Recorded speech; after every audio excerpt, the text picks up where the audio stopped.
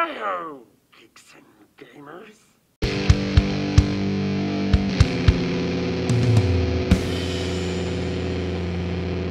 What's up, geeks, gamers, and everything in between? We saw a movie, Kiku and Jeremy, and this time we saw a movie called Thing. That. It was called That. It's called It. Pronouns, and I don't like them.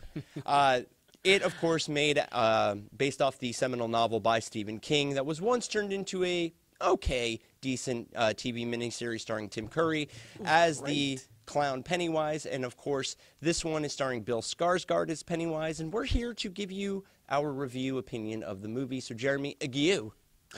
So I was really looking forward to this film. There's been a lot of hype. The trailers were fantastic. The marketing was fantastic. I'm a big fan of the, I guess it was a TV miniseries back in the day. It was a miniseries, two-parter. Yeah, I viewed it as a movie because I saw it one time when I was 13 years old, and it scared the living shit out of me. I haven't watched it since. I've never wanted to watch it. I plan on trying to catch it this week just so I could kind of get caught back up on it so I could compare it, but I never did. But let's talk about this one. So this movie took a little while to get going for me, coming from the fact that we've had Super 8 in the last few years. We had Stranger Things. There's this whole thing with kids and experiencing some supernatural stuff. Coming of age. Some scary stuff. And so these kids at first, their chemistry, it didn't jump out as it wasn't flowing very well to me, but that was by design. As the movie progressed, their chemistry started building, and the bond, it was all planned for that. It was supposed to feel awkward at first. So the movie is absolutely terrifying. You know, it is just like, it's one of the, I don't know how to describe it other than it's in your face constantly. My biggest problem right now, and I'm going to have to watch it again, is the trailers showed about 80% of the good awesome Bill Skarsgård scenes. stuff. Yes, Yeah, definitely. So I will much agree of with it. that. And I only watched 2 trailers. I didn't watch any TV spots, and I only watched those trailers like once or twice. And we did see the, oh my God, the sneak peek before Annabelle. Remember that? We did. Which was the beginning. There was the marketing, again, it was fantastic, and it's going to reflect at the box office this weekend. This movie is going to do amazing. It should. But it took away from the theater experience for me a little bit, so I do want to go back and watch it knowing the whole story now. But there were so many scenes where I was like, okay, I know what's about to happen here. And it was still awesome, but I just didn't get that organic experience that you want. But overall, yeah, I mean, this is a really solid movie. I don't think I loved it as much as I thought I would, but I liked it a lot.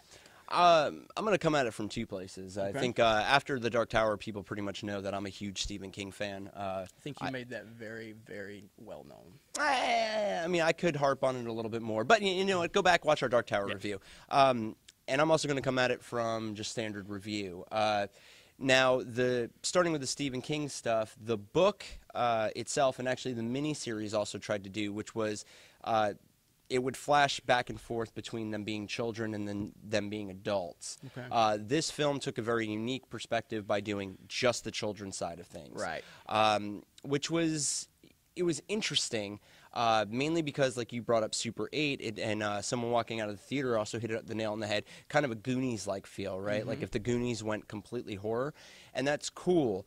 However, it does give me a little bit of pause for what's going to happen with the second film, because without it interspersing like that, then they become 2 tonally different stories. That's true. So a little bit of a concern. I did like the kids stuff. Actually, I didn't really feel they had chemistry. A lot of the time it felt like... Even towards the end? Well, towards the end... I mean, I wouldn't say towards the end. Towards the second half of the movie, I started feeling it a little really bit. develop. Well, a little bit, but I mean, like the 4 main core boys that you start off with, they didn't really even feel like they knew each other as much. Like they were together, but not. You know what I mean? Richie, who's one of my favorites from the books, the kid with the loud mouth, and who's my favorite Goonie, Mouth, was really annoying. I felt like they put too many jokes into serious stuff. They overcooked it a tad. A tad. Like it wasn't, like, I get it, you want to break up some of the monotony of, you know, the fear and whatnot, but like some of his stuff was just so inappropriate at the timing, you know what I mean? And of course, for some reason, they really fell back on mom jokes a lot. Which, yeah, as kids, you do a lot of mom jokes. 80s, though. Yeah. It was a thing in the 80s. Sure, I mean, sure. Air Jordans and mom jokes. That was right. 80s, 90s. So it's interesting what they changed from the book. to this, and it does work. It really does work. Funny enough, the film is about 2.5 hours long, and it little too went, long. Well, That's for a little me, too long for me. For me, it went like at a good brisk pace. Okay. My only drawback from, I guess, pacing was Bill Skarsgård is really few and far between, but when he's there, he's there. I would relate it to a Heath Ledger Joker, where Heath Ledger's not in the Dark Knight as much as people perceive he is, but you can feel his presence so much in the film that it seems like he's in it more. I will put it to you like this, though. When he's not on the screen, it really detracts from the fear. With the way that Nolan wrote and directed The Dark Knight, you always feel the Joker's presence. But like when Skarsgård isn't on the screen, you don't feel Pennywise's presence, quite as much. Right. And I really felt that they could have actually, put him in there, influxed more of the clown, or even him in, one of his other, because it's a shapeshifter.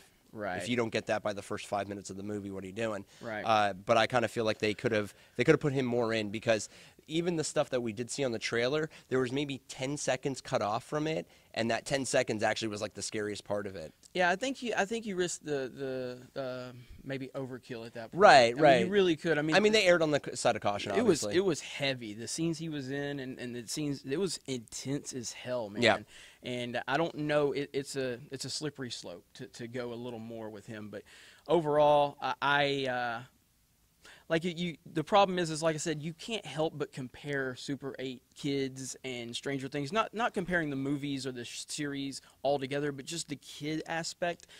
I don't think these kids are quite on the level of either one of those kids. But they were serviceable. They were good. No, they were good. I mean, they were good. If they were stronger, I would have really loved this movie if the kids would have overall been stronger. They weren't bad. I really felt that it developed as the movie went on, but I'm going to give this movie an 8 out of 10. Nice. Well, 8 out of 10. The other thing that actually was a drawback, and I should have said there were two things. The second one is setting up the mythos of Pennywise, of it itself. It's such an elaborate thing that I kind of feel like they didn't really come to a conclusion to it. Or not a conclusion. That's really maybe not the right word. Because they left it open-ended. Well, I mean, the movie's supposed to be left open-ended, right? But the thing is, the kids find out who he is when they're kids. They don't find out more later on, Right.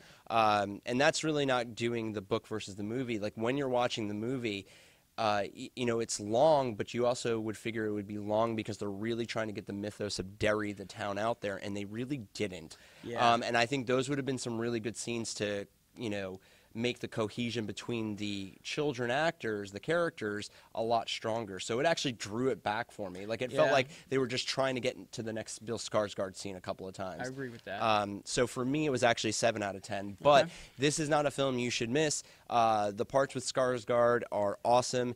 He doesn't top Curry as Pennywise in my mind, but good successor. Most definitely. I've got to see the original again because, like I said, it's been a long time. Curry also had a lot more to work with, so I'm not really trying to be like, oh well, blah blah blah. All I'm saying is that if you see Bill Skarsgård as Pennywise, you're not going to be thinking, oh my God, Tim Curry did it better. Like that's not going to happen. He was excellent as Pennywise the clown. Yeah, definitely.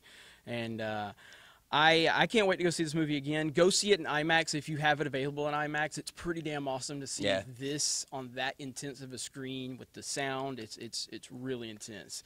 But overall, I highly recommend it, especially if you're a horror fan. Go out and see it. You want to wrap it up? Yeah. Also, surprised they didn't really pull any punches, especially with the kids. Like in the horror scenes.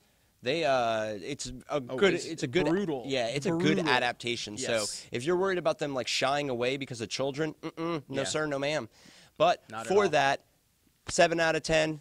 8 out of 10. 8 out of 10. So not a bad 7.5 out of 10 for an average. Of course, guys, check out everything else, Geeks and Gamers, the website, all the wonderful articles we have. Of course, everything on this YouTube channel, including Super News, which I host. And we should be doing something about Lucasfilm and Disney not being able to keep directors around for creative differences. Fake news. Yes, hashtag it. And Geek Pulse Radio. And Geek Pulse He's Radio. one of the hosts. I don't know who hired him.